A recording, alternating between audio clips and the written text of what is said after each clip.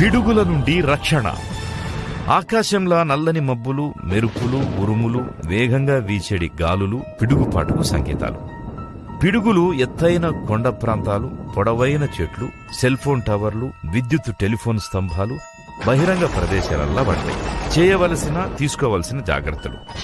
వాతావరణ సమాచారం తెలుసుకుని భవనాలు, ఆఫీసులు, షాపింగ్ సెంటర్లు మొదలైన సురక్షిత ప్రదేశాలకు పోవాలి. కరెంటును బంద్ చేయాలి. లోహపు వస్తువులు, వ్యవసాయ పంపు సెట్లకు దూరంగా ఉండాలి.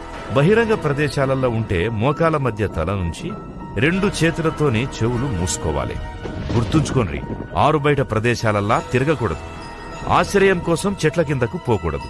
లోహపు పైపుల నుంచొచ్చే నీళ్లు తాగొద్దు. సెల్ ఫోన్ వాడొద్దు. ఎవరైనా పిడుగుపాటుకు గురైతే బాధితునికి వెంటనే ప్రథమ చికిత్స అందించి దవాఖానకు తీసుకుపోవాలి. జాగ్రత్తగా ఉందాం. పిడుగుపాటుకు జీవితాలు బలిగాకుండా కనీస జాగ్రత్తలు తీసుకుందాం. ఈ ప్రకృతి వైపరీత్యం నుంచి మనల్ని మనం కాపాడుకుందాం.